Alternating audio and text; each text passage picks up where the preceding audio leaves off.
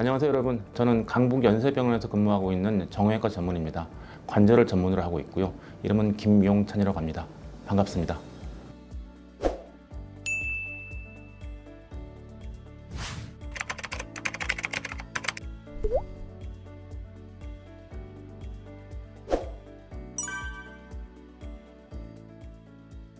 일단은 그 줄기세포라는 거에 집중하실 필요가 있을 것 같아요. 대부분 질환들이 몸에 있는 조직이나 세포 이런 것들이 파괴가 되거나 망가지는 경우들이 많거든요. 이전에는 이 망가진 조직이나 그 장기 이런 것들을 재생을 시킬 수 있는 방법이 잘 없었어요. 근데 이제 그런 방법이 열린 거죠. 줄기세포가 여러 가지 다양한 세포들로 분화할 수 있는 힘을 가지고 있거든요. 그거를 치료에 이용하는 겁니다. 그 정맥 같은 경우는 무릎에서 생긴 퇴행성 관절염, 연골이 마모될 때 쓰는 그 줄기세포 치료가 유일합니다. 즉 쉽게 말씀드리면은 줄기세포를 이용한 연골 재생술이 되겠죠. 실제로 그 줄기세포를 무릎 안에 넣어서 연골 마모된 부위 생착을 시키려면 사실은 수술하는 과정이 필요하거든요. 절개를 하고 혹은 내시경으로 연골 마모된 부위를 정리를 하고 직접 이식을 해야 됩니다. 하기 때문에 수술이라는 방법이 꼭 필요하다. 그래서 무릎 가운데로 카메라가 들어가게 되면은 무릎 들어가고 난 관절이 위쪽엔 허벅지뼈가 있고 아래쪽은 종아리뼈가 있잖아요. 딱 가운데로 들어가게 되면은 화면의 위쪽은 허벅지뼈 연골이 보일 거고요. 아래쪽은 종아리뼈 연골이 보이거든요. 확대된 사진인데 노란 부분 뼈가 드러난 거거든요. 연골이 자랐죠. 마모가 된 거고요. 요게 똑같은 각도인데 그러니까 전체적으로 허벅지뼈인데 요 하얀색이 정상적인 연골. 요게 아까 보셨던 그 벗겨진 부분이 연골이 재생된 부분이죠. 그래서 수술이란 방법을 통해서 이루어지는 줄기세포를 이용한 연골 재생술이 정확한 치료명이 되겠죠.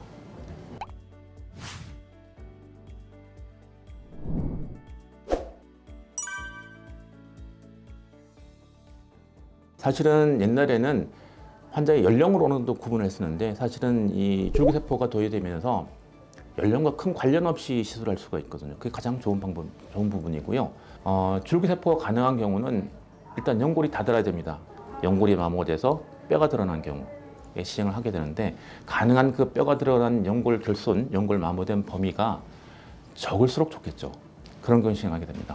단순히 연골이 마모됐기 때문에 전부 다 가능한 건 아니고요. 이런 연골이 살 수 있는 여러 가지 환경들을 가지고 있어야 돼요. 연골이 마모된 면적이 작아야 되고요. 그리고 또 하나는 가능하다면은 마모된 연골 주변에는 연골 상태가 좋아야 되겠죠. 연골 마모된 부분이 어떻게 달아있고 주변 연골 상태가 어떻고 이런 다양한 제약이나 조건들이 따르기 때문에 그걸 알아보려면 실제로 검사를 좀 해보는 게 맞습니다.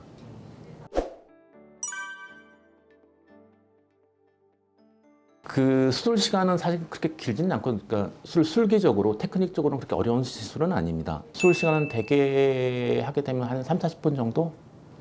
힘든 수술은 아닙니다. 이해를 하셔야 되는 게 이렇게 줄기세포가 직접 몸 안에 주입이 되잖아요. 그럼 이게 생착하는 과정이 필요합니다. 쉽게 말씀드리면은 논에 모내기 하는 것과 비슷하다고 생각하시면 돼요. 모내기는 언제나 할 수는 있긴 하지만은 문제는 모내기 할 때 논이 좋아야 되겠죠.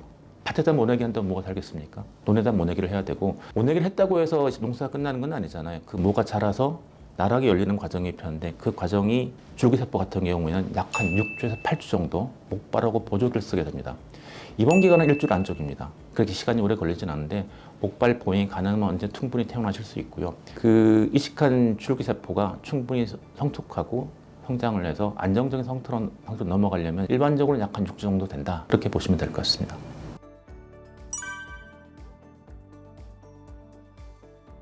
연골이 재생됐다고 해서 부모님이 나에게 물려주신 연골로 재생되는 게 아닙니다. 질이 좀 떨어져요. 이 재생된 연골은 아무래도 원래 자기 연골만은 못하게 되고요. 그래서 관리를 잘해야 됩니다. 그 관리라는 측면 여러 가지가 있는데 일단 기본적으로 오래 걷고 뛰고 달리는 형태의 운동들, 달리기, 등산 이런 형태의 운동들은 무릎에 부담을 주거든요. 그렇기 때문에 충분히 연골이 잘 재생이 되었다고 하더라도 이런 형태의 운동은 좀 피하시는 게 좋을 것 같고요.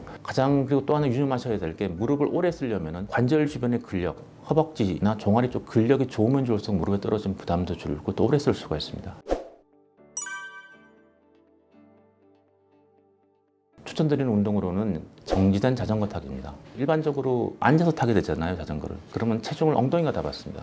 실제로 무릎 관절은 순수하게 체중 없이 근력 운동만 되거든요. 그래서 앉아서 타는 자전거가 무릎에는 큰 부담 없이 가장 오래 할 수 있는 형태의 운동이라고 보시면 될 것 같고요. 그 이외에 수영이라든지 물속에서 걷기 이런 형태의 운동도 도움이 될 것 같습니다.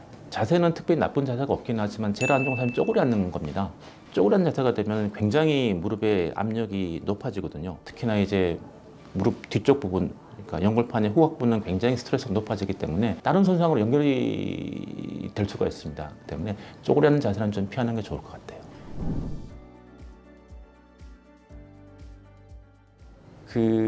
퇴행성 관절염이라고 하면 일반적으로 연골이 마모되는 질환이잖아요. 그러면 어떤 분들은 이게 도저히 회복되지 않은 계속 나빠만 지는 질환으로 생각하거든요. 실제로 그렇지는 않고요. 연골이 마모돼도 일직선으로 쭉 나빠지는 게 아니고 좀 나빠지다가 휴지기를 이루고 또 그걸 관리를 잘하면 계속 오래 가기도 하거든요. 즉 관리의 영역이 굉장히 중요하고요. 운동도 있고 활동도 있고 적절한 치료도 있고 이렇기 때문에 관절이 불편하시다면 병원을 찾아서 적절하게 상담을 하고 관리만 잘 하신다면 큰 무리 없이 일상생활이 가능할 겁니다. 거기에 집중하시는 게 좋을 것 같아요. 하나, 둘, 셋. 네. 네, 감사합니다. 고생하셨습니다.